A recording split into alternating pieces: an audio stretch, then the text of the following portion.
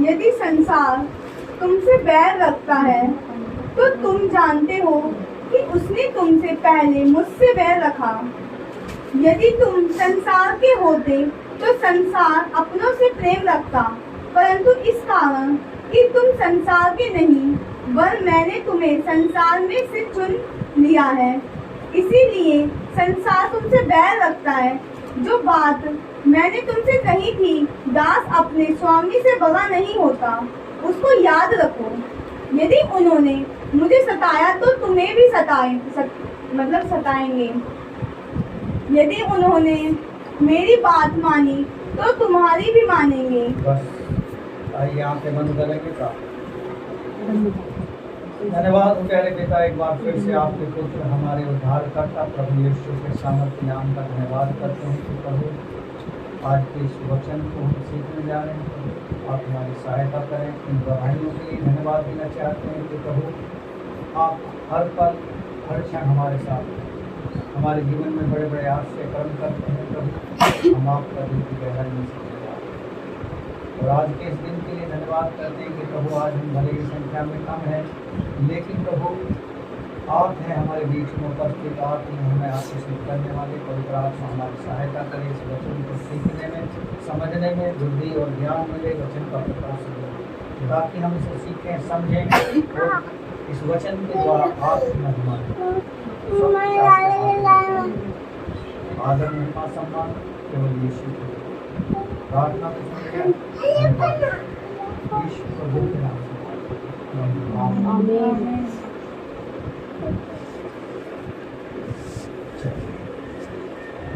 हमारा विषय है देखने का कि लोग यीशु को जो फॉलो कर रहे हैं उनसे घृणा क्यों करते हैं,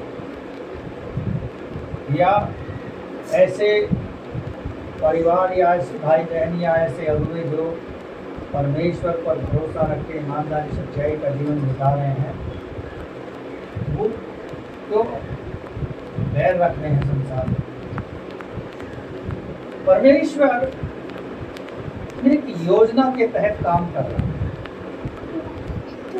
लेकिन हम मनुष्य जो हैं, क्या हम उस योजना के तहत आते हैं?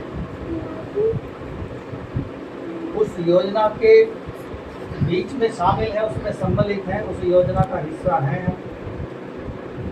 क्योंकि परमेश्वर के वचन में अभी पढ़ा कि वो इसलिए बैर करते हैं कि मैंने तुम्हें संसार से चुनकर अलग कर दिया। हम लोग क्या करते हैं, संसार के लोग क्या करते हैं, इसे समझाने की जरूरत नहीं है, हम सब लोग जानते हैं।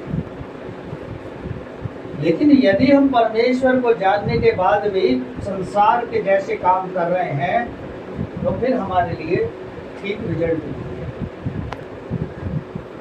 हम प्रार्थना कर रहे हैं, रो रो के चिल्ला कर गिड़गिड़ा कर उपवास करके हमारी प्रार्थना नहीं सुनी जा रही, तो हम कहीं ना कहीं हमारे जीवन में कोई कमी है। उस कमी को कैसे हम दूर कर सकते हैं, ये हमें सोचने की आवश्यकता है, उस पे काम करने की आवश्यकता है। क्योंकि संसार के लोग मसीही लोगों से क्या करते हैं, बैर करते हैं। वजह पढ़ेंगे फिर से 15 का 18 पद पढ़ें। यदि संसार तुमसे बैर रखता है तो तुम जानते हो कि उसने तुमसे पहले मुझसे बैर रखा। हाँ।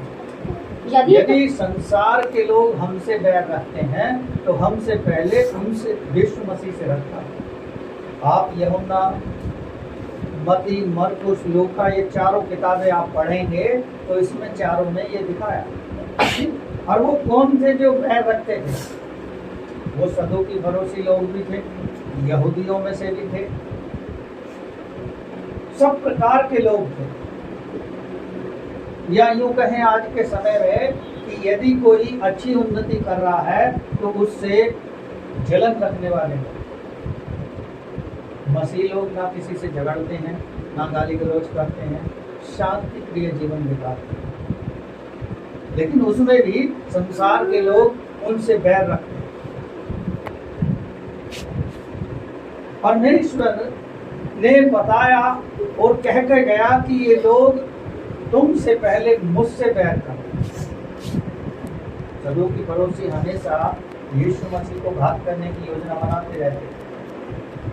जब सफल नहीं हुए तो उन्हीं के चेलों में से एक को पकड़ लिया। आज भी हम देखते हैं कलीसियाओं में जो घात हो रहे हैं और जो पकड़वाए जा रहे हैं, कलीसिया के लोगों के ही कारण ऐसा है। यानी हम अपने आप को परमेश्वर की उस योजना में सम्मिलित नहीं कर पाए जो योजना परमेश्वर ने हमारे और आपके लिए बना रखी है, उन्नति की, आशीष की। और उसने हमारे लिए कंडीशन अप्लाई करने के लिए कंडीशन हमें दी कि यदि तुम मुझ में बने रहो और मेरा वचन तुम में बना रहे तो जो चाहो मांगो वो तुम्हारे लिए पिता मेरे नाम से तुम्हारे लिए करें। ये कंडीशन हमारे लिए रख। अब ये हमारा विवेक है, हमारी पर्सनल व्यू है कि हम किस प्रकार से अपने जीवन को बिताने में मदद करेगा परमेश्वर, चलने में मदद करेगा परमेश्वर, प्रार्थना करने में मदद करेगा परमेश्वर। इसलिए वो कह रहा है कि उसने तुमसे पहले मुझसे बैर रखा। आगे बढ़े।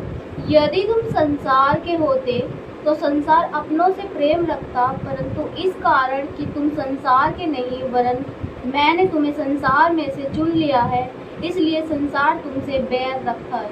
हाँ। यदि हम संसार के होते तो संसार के लोग हमसे प्रेम रखते। कैसे होते हम संसार के?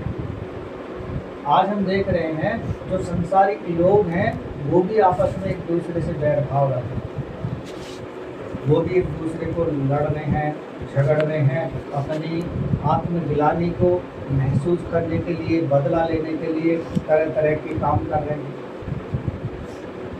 यदि कोई अच्छा खा पी रहा तो उसके तंत्र मंत्र करा के उसको नाश करने की योजना उनके पास होती है, वो कर भी रहे हैं।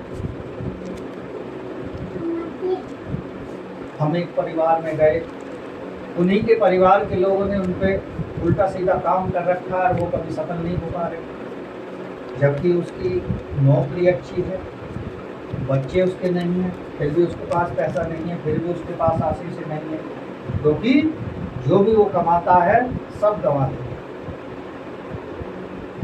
ऐसा भी संसार के लोग कर रहे हैं। लेकिन यीशु मसीह कह रहा है कि मैंने तुम्हें संसार से चुनकर अलग कर दिया। यदि हम अलग हो गए हैं तो क्या हम यीशु मसीह की आज्ञाओं का पालन कर रहे हैं? बाहर भेज दूंगा, समझ रहे? बोलना ही शांति से बैठ जाए, ठीक है? नहीं बैठेगा? ये सारी चीजें तो बहुत जल्दी सीख गया, और चीज को सीखने में तो देर लग रही है। तो परमेश्वर हमें संसार से चुनकर अलग इसलिए कर रहा है कि हम उसकी आज्ञाओं को मानें। व्यवस्था विवरण 28 अध्याय को आप पढ़ लेना, उसमें परमेश्वर ने क्या क्या आज्ञाएं हमारे लिए रखी। लेकिन क्या हम उन आज्ञाओं पर चल रहे हैं? आज हम इसीलिए आशीष नहीं पा रहे हैं, इसीलिए हम आगे नहीं बढ़ पा रहे हैं कि हम उसकी आज्ञाओं का कुछ का पालन कर रहे हैं, कुछ को नहीं कर रहे। या यूँ कहें कि जो हमारे भले की हैं हम उन्हें पकड़े हुए हैं, जो हमारे भले की नहीं है हमने उनको छोड़ दिया। परमेश्वर ये चाहता है कि हम उसकी आज्ञाओं का पालन करें। आज के भजन में हमने पढ़ा लास्ट पद में कि मैं तुझ पर भरोसा रखूंगा। परिस्थिति हमारे जीवन की कोई भी हो सकती है, हमें परमेश्वर पर भरोसा बना के रखना है, क्योंकि परमेश्वर ही है जो आपके दुख को जानता है, आपकी तकलीफ को पहचानता है, आपकी सारी बातों को जानता है। क्योंकि वो ऐसा परमेश्वर नहीं है कि यदि हम दुख में पड़े, रो रहे हैं, चिल्ला रहे हैं, परेशानियों में है तो वो परेशान ना होता हो। उसने कहा है कि जब तू दुखी होता मैं भी दुखी होता, क्योंकि वो इस स्थिति से होकर गया। उसने उपवास रखे, हम भी उपवास रख सकते हैं। उसने आश्चर्य कर्म किए, हम भी करते हैं। और कह के गया कि यदि कोई मुझ पर विश्वास करेगा तो मुझसे बड़े बड़े काम करेगा। लेकिन हम फिर भी उसके ऊपर भरोसा नहीं बनाए रखते। विपत्ति आ जाती है, परेशानी आ जाती है, हम साथ छोड़ देते हैं। उस समय होता है कि परमेश्वर के हम निकट चले जाते हैं, क्योंकि वचन कहता है भजन संहिता में, परमेश्वर के निकट आनंद की भरपूरी है। हालेलुया। हालेलुया। वो हमारी परेशानियों को, चिंताओं को छुटकारा देने वाला परमेश्वर है। आज के भजन संहिता में हमने पढ़ा 22 पद में कि अपना बोझ परमेश्वर पर डाल दे, वह तुझे संभाल ले। लेकिन हम अपने बोझ को क्या परमेश्वर को दे रहे हैं? आगे पढ़ें। जो बात मैंने तुमसे कही थी, दास अपने स्वामी से बड़ा नहीं होता, उसको याद रखो। यदि उन्होंने मुझे सताया तो तुम्हें भी सताएंगे, यदि उन्होंने मेरी बात मानी तो तुम्हारी भी मानेंगे। हाँ, यीशु मसीह को लोगों ने सताया, उसे मार देना चाहते थे, घात कर देना चाहते थे, एक बार पहाड़ी पे से गिरा देना चाहते थे, लेकिन यीशु मसीह वहां से निकल जाता, क्योंकि उसका समय नहीं आया। पौलुस इस प्रकार कहता है कि हमारी मौत की आज्ञा हो चुकी है और हम अपनी मृत्यु को हाथ पे लेकर घूमते हैं। कब कहां से किधर से आएगी हमें नहीं पता। जैसे हम युद्ध में होते हैं तो सैनिक को नहीं पता कब कहां से गोली आकर उसको लग जाए, लेकिन जब तक सैनिक युद्ध में जीवित रहता है वो लड़ता रहता है। लेकिन हम इस संसार के युद्ध में जब लड़ रहे हैं, क्या हम जीतने की आशा से लड़ रहे हैं? हमें पता है हमारा परिणाम क्या होगा, लेकिन हम फिर भी उसमें बराबर लड़ते रहें, क्योंकि हमारा विश्वास, हमारा भरोसा केवल यीशु मसीह होना चाहिए। यीशु मसीह को लोगों ने सताया, आज लोगों को सता, कोई नई चीज नहीं हो रही। और आने वाले समय में इससे बड़ी बड़ी बातें होंगी। और वचन को जो पढ़ेगा गहराई से, वो जानेगा कि आने वाले संसार में क्या होने जा रहा है।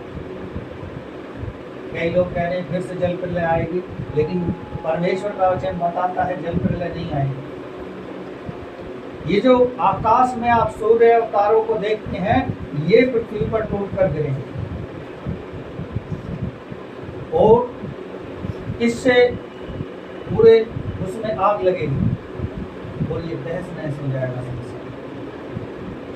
आप सूर्य की गर्मी को, आप जरा सी धूप रहती है, गर्मी में बर्दाश्त नहीं कर पाते, जब वो पृथ्वी पर आएगा कितनी आग को बरसाएगा, ये केवल हम अनुमान कर सकते। आइए एक और वचन पढ़ेंगे, इसी में यूहन्ना 16 अध्याय में आ जाएंगे। इसमें उसका 2 और 3 पद पढ़ें, क्या कहता है?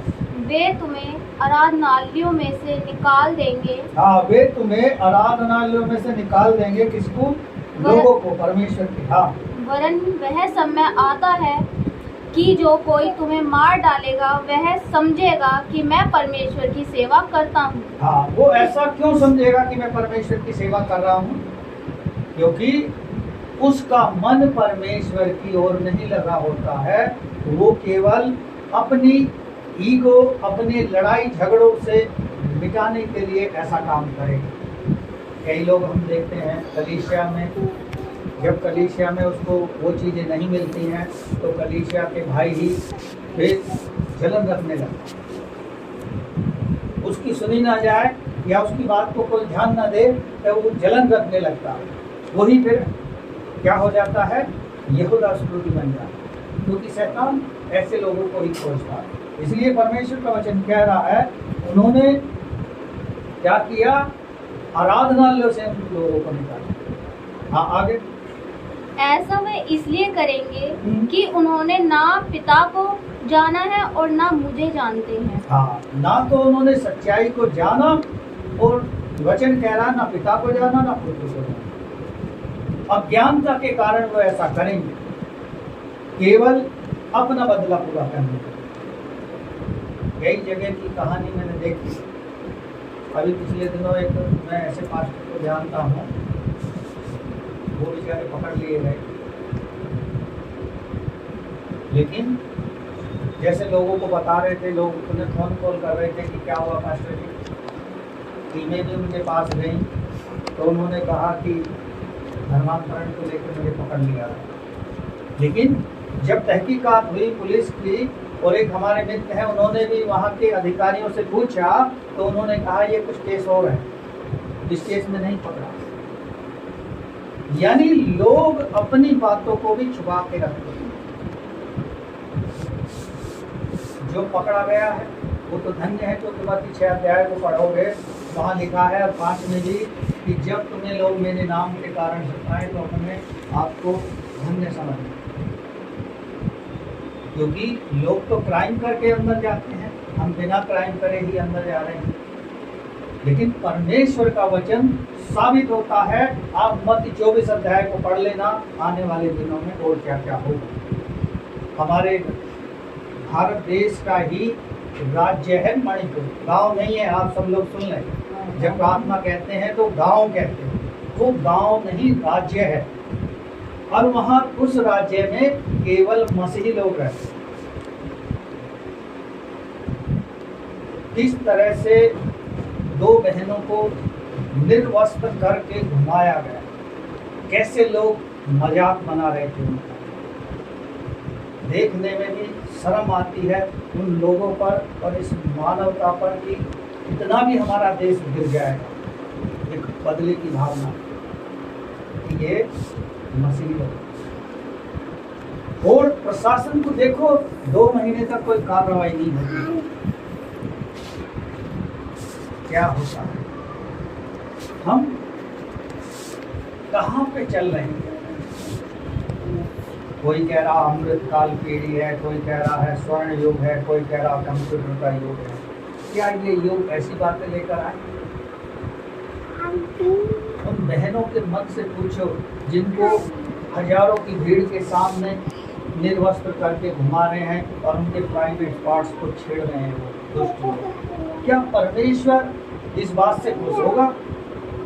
या जिसको हाकिम बनाकर परमेश्वर ने खड़ा किया उसके कार्यों से परमेश्वर खुश होगा? निश्चय रूप से जान लो, उसको मिटा देगा, उसको परिणाम बहुत जल्द मिलेगा। आज यही है हमारे कारण, हमारे देश में आज प्राकृतिक आपदाएं आ रही हैं, चारों तरफ जल ही जल बह रहा है। दिल्ली में कभी लाल किले पे पानी नहीं आया, लेकिन अब पानी आया। वहाँ बसों की जगह नाव चलाने शुरू कर दो, इतना पानी है। आसाम में चले जाओ, पानी ही पानी हुआ पड़ा, लेकिन लोग फिर भी खुश, बहुत अच्छा हो रहा, बहुत अच्छा। मानवता को शर्मसार कर देने वाली बातें हमारे देश में हो रही। क्या है? हमारी बहन बेटियों के साथ ऐसा होगा? क्या हम आनंद मना पाएंगे?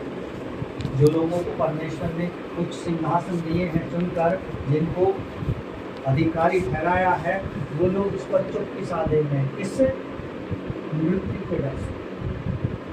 मृत्यु तो आज भी आएगी, कल भी आएगी। कम से कम हमें उसके खिलाफ बोलना तो चाहिए। हमारे देश में कैसा गलत हो रहा है। आज हमें ज़रूरत है मणिपुर राज्य के लिए आंसू बहाकर प्रार्थना करने की, क्योंकि मसीह लोगों को वहाँ मिटाया गया। और ये बिना हाकिम और जो गृह मंत्री और जिसके हाथ में कंट्रोल है, उसकी बिना सहमति के कुछ नहीं हो सकता। जैसे एक जिले का मालिक जिला अधिकारी होता है, उस जिला अधिकारी की बिना परमिशन के कुछ भी आतंक नहीं कर सकता। इसी प्रकार से सहमति से सब कुछ होता है। प्रार्थना करें आप लोग कि मणिपुर राज्य पे परमेश्वर दया, वहाँ के लोग किस तरह से जीवन बिता रहे हैं, हर पल डर कर वो अपने जीवन को बिता रहे हैं। उन बहनों से यदि कोई पूछे कि तुम्हें कैसा लग रहा है, वो अपने आप को कितना अंधेरा अपने जीवन में समझ रही है। क्या हमारा देश अमृतकाल कहलाएगा? इसको अमृतकाल कहते हैं। सेल्फी लेना, बड़ी बड़ी रैलियां करना, वोट मांगना, जिनसे तुमने वोट मांगे हैं उनका कम से कम ख्याल करो, अपने दायित्व को तो निभाओ। लेकिन यहाँ परमेश्वर का वचन कह रहा है ये लोग मुझे भी सताएंगे, तुम्हें भी सताएंगे। हमें डरने की जरूरत है। चलिए वापस आ जाएंगे और मेरे साथ निकालेंगे पहला यूहन्ना 3 अध्याय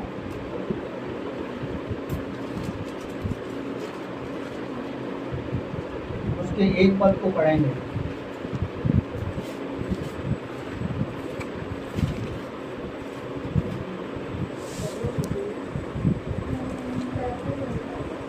देखो, पिता ने हमसे कैसा प्रेम किया है कि हम परमेश्वर की संतान कहलाए, और हम हैं भी।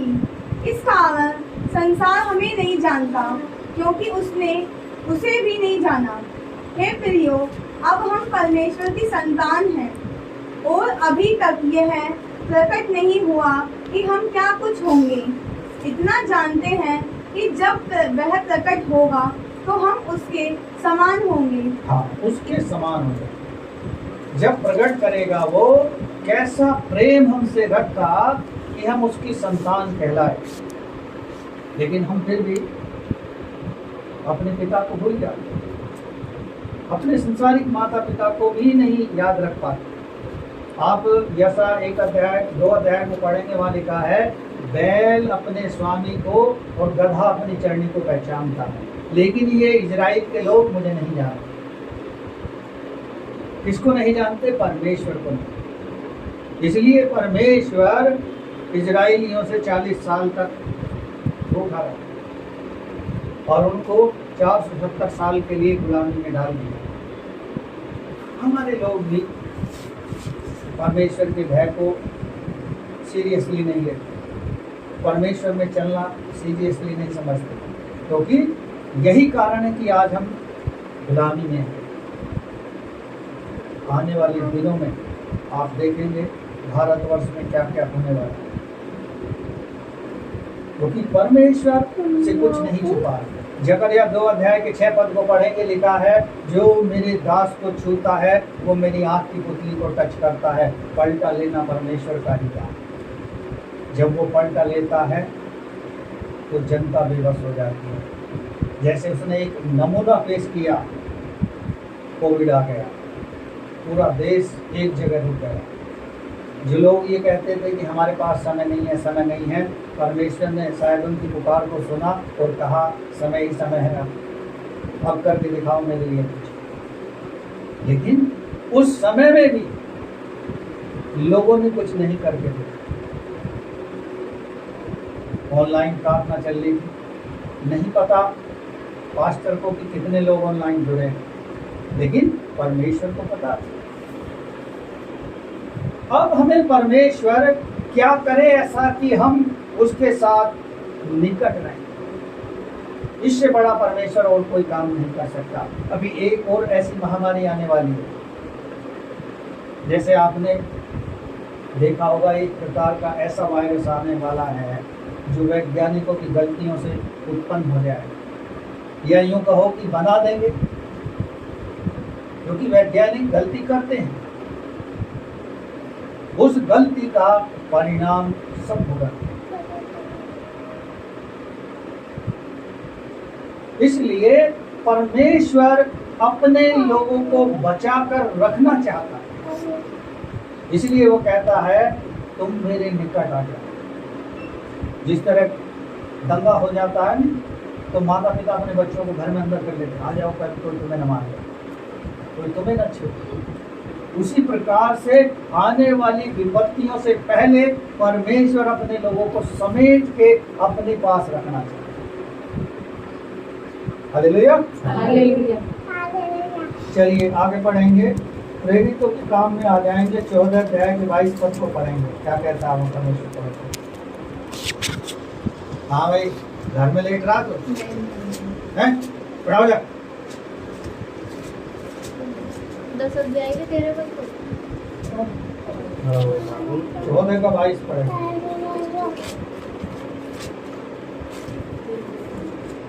क्या कहता है 14 का? भाई? और चेलों के मन को स्थिर करते रहे और यह उपदेश देते थे कि विश्वास में बने रहो, और यह कहते थे हमें बड़े कलेश उठाकर परमेश्वर के राज्य में प्रवेश करना होगा। हाँ, लोगों के मन को उत्साहित करते थे उस समय में चेले, और कहते थे कि विश्वास रखो, हमें बड़ा क्लेश उठाकर परमेश्वर के राज्य में प्रवेश करना होगा। क्लेश तो हमें उठाने पड़ेंगे और लोग उठा रहे हैं, लेकिन ऐसे क्लेश नहीं उठाने पड़ेंगे जो हमारे सहन शक्ति से बाहर। परमेश्वर हमें क्लेश में डालेगा और निकाल भी देगा, क्योंकि जो हमने यीशु मसीह को अपना उद्धारकर्ता करके ग्रहण किया था, और जब उसने हमें एक स्वर्ग का टिकट दिया था, उस टिकट की हम रखवाली कर रहे हैं अच्छे से या नहीं। हम उसकी संतान हैं, लेकिन संतान होने का अधिकार उसने हमें दिया। इसका मतलब ये नहीं कि हम बेटी कर रहे हैं। हम उसकी संतान हैं, उस पर भरोसा रखें, अपने मन की बात उससे खोल कर।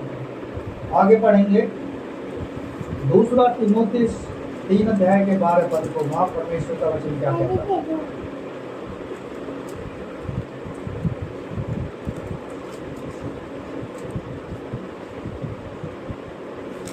2 तीमुथियुस 3 अध्याय के 12 पद। पर जितने मसीह यीशु में भक्ति के साथ जीवन बिताना चाहते हैं वे सब सताए जाएंगे। हाँ, जितने लोग मसीह में भक्ति का जीवन बिताना चाहते हैं वे सब लोग सताए जाएंगे। कल एक बहन से मैं इसी प्रकार की बात कह रहा था, तो वो बहन जवाब देती है, क्या मसीह लोगों को कुछ शांति मिलेगी? नहीं, ऐसे तो हम क्लेश में ही पड़े रहेंगे। नहीं, ऐसी बात नहीं। क्लेश दुख उठाकर हम परमेश्वर के राज्य में जाएंगे। आप अब्राहम को देखो, अब्राहम ने कितनी सारी विपत्तियों का सामना किया। इतनी विपत्ति तो हमारे जीवन में है नहीं। उससे कहा तो अपने माता पिता को छोड़, अपने घर को छोड़ और मेरे नाम से निकल जा। वो निकल गया। फिर उससे कहा मैं तुझे एक ऐसा देश दूंगा जिसमें तेरे वंश को बसाऊंगा। अब्राहम ने सोचा संतान तो परमेश्वर ने दी नहीं है, ये कह रहा तेरे वंश को बसाऊंगा उस देश में। 99 साल की आयु में परमेश्वर ने सारा को पुत्र दिया। वो आश्चर्यक्रम परमेश्वर ने करके दिखाया था जब महिला की सारी प्रक्रियाएं बंद हो जाती हैं और उसके शरीर में हिम्मत नहीं रहती, तब परमेश्वर ने उसे इसहाक दिया। लेकिन उससे पहले उसके परिवार में उस बात को, वंश को लेकर उथल पुथल मच गई और सारा ने अब्राहम को इजाजत दे दी कि तू इस नौकरानी से शादी कर ले और अपने लिए वंश उत्पन्न कर। आज लोग वंश की बहुत चिंता करते हैं, मेरा वंश चल गया, मेरा वंश चल गया, चाहे वो कल को जूते मारे, देख तेरी और मारते भी है बच्चे। मैं देखता हूँ छोटे छोटे बच्चों को अपने बाप पर सीधे तंग जाते हैं। अब बाप उन्हें इतना गले लगा के रखता है कि वो कुछ भी करे करता है मेरी ओर से, तो क्योंकि वंश के नाम पे वो खुश है। अब्राहम ने, उसके परिवार ने भी वंश को चलाने के लिए उसकी पत्नी ने उसे इजाजत दे दी तो शादी कर ले और उसे एक पुत्र हो गया। लेकिन परमेश्वर का स्वर्गदूत आके अब्राहम और सारा से कहता है ये तेरा वंश नहीं, ये तेरा वंश नहीं है, मैं तुझे तेरा निज पुत्र दूंगा तब तेरा वंश कहलाएगा। और परमेश्वर ने उसे इसहाक को दिया।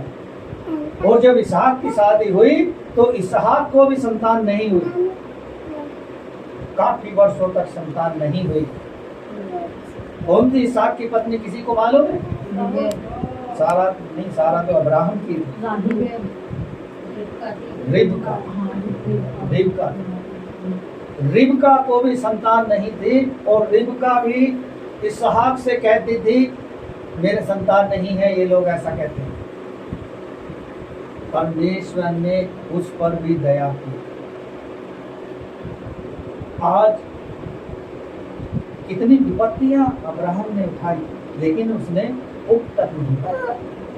हम विपत्तियां उठाने के लिए तैयार तो नहीं है, लेकिन आशीष पाने के लिए तैयार। अब ये देखो एक है ये भी क्या है, वंश चलाने वाला है।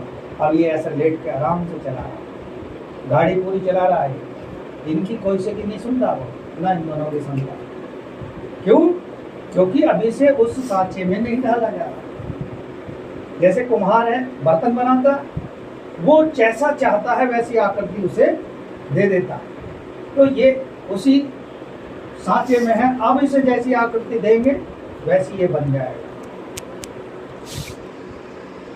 इसलिए परमेश्वर ने कहा था तुम अपने बच्चों को मेरी चीजें सिखा देना, वहां जाकर उस देश में जाकर उनके जैसे मत हो जाए।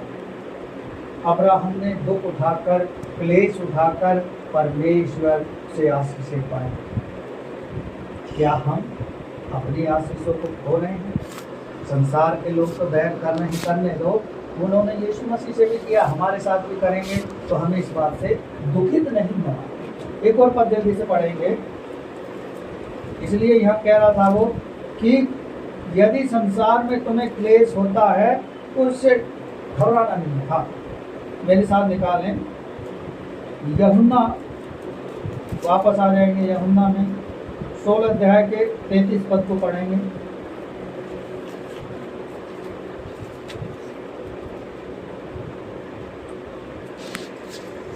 मैंने ये बातें तुमसे इसलिए कही हैं कि तुम्हें मुझसे शांति मिले। मुझ में शांति मिले। हाँ। संसार में तुम्हें क्लेश होता है, संसार में हमें क्लेश होता है, परंतु ढाढ़स बांधो, मैंने संसार को जीत लिया है। हाँ, ढाढ़स बांधो, मैंने संसार को जीत लिया। कैसे जीत लिया संसार को? यदि आप जेल में चले जाओगे, परमेश्वर आपकी जमानत करा देगा, किसी भी प्रकार से कराए। क्योंकि हम गीत गाते हैं ना, यीशु नाम में है रिहाई। यीशु नाम ही हमें रिहाई देता है, चाहे जेल की हो, चाहे जिंदगी की हो, या किसी भी प्रकार की हो, या शैतान की रिहाई की बात। तो इसलिए कह रहा है मैंने संसार को जीत लिया, इसलिए हम जीते हुए संसार में हैं। हाँ, एक और पढ़ेंगे जल्दी से, यूहन्ना में ही 17 अध्याय के 14 पद को पढ़ें। वहाँ क्या कहता है?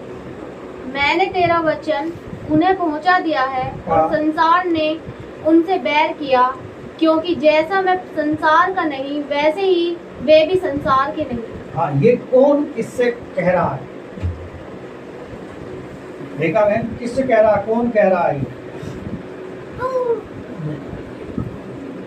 और कोई बताए कौन है ये जो किससे कह रहा है? ये कह रहा है मैंने तेरा वचन उन्हें पहुंचा दिया। ये पुत्र है यीशु मसीह, अपने पिता से कह रहा है कि मैंने तेरा वचन इन लोगों को पहुंचा दिया है। पहुंचाने के बाद कहता है संसार ने उनसे बैर किया, क्योंकि जैसा मैं संसार का नहीं वे भी संसार के नहीं। यीशु मसीह हमारे लिए अच्छा सोच रहा है, तो हम अच्छाई को आगे बढ़ाएं। अपने पिता से वो विनती कर रहा हमारे और आपके लिए, और आप लोग जो जिन लोगों को लेकर आएंगे उन लोगों के लिए भी प्रार्थना करता है। इसी 17 अध्याय को आप पढ़ोगे सही से तो आपको पता लगेगा। वो कहता है कि जो तूने मुझे दिए हैं और जो इनके द्वारा आएंगे उन सभी के लिए मैं प्रार्थना करता हूँ। तो आज हम जीते हुए संसार में जी रहे हैं, हमें क्लेश उठाना पड़ेगा हल्का फुल्का, तभी हमें स्वर्ग में जाना मिलेगा, अन्यथा हम नरक की आग में जलते रहेंगे। जो आज हमारे इन दिनों में मानवता को शर्मसार कर रहे हैं, हमें बड़े बोझ के साथ प्रार्थना करनी चाहिए ऐसे लोगों, क्योंकि वो भी मसीह होने के कारण दुख होता है। हमें ताज्जुब करने की बात नहीं, लोग इसे किसी भी रूप से किसी भी नाम से लेकर आ रहे हैं, लेकिन मकसद उनका एक ही है कि परमेश्वर को मत मानो। यदि हम परमेश्वर को नहीं मानेंगे तो किसको मानेंगे? वो लोग भी सच्चाई जानते हैं। अभी आप ये देखो, कांवड़ लेने लोग गए, क्या किसी नेता का आज बेटा गया, किसी मंत्री का बेटा गया, किसी डीएम का बेटा गया, किसी लोकल नेता का बच्चा गया लेने के लिए, वो गए जिन्होंने उसकी सच्चाई को नहीं समझा, जिन्होंने स्कूल का बैग सही से नहीं धोया, जिनके अंदर बुद्धि नहीं, क्योंकि वो उन्हें अपना वोट बैंक समझते हैं, वो उनका इस्तेमाल करते हैं। लेकिन क्या परमेश्वर इस बारे में कहता है? जिन्होंने परमेश्वर को जान लिया है, यदि वो जाएंगे तो वो समझ लो अपने लिए ही गड्ढा खोद ले, उन्होंने खुद गड्ढा खोद लिया।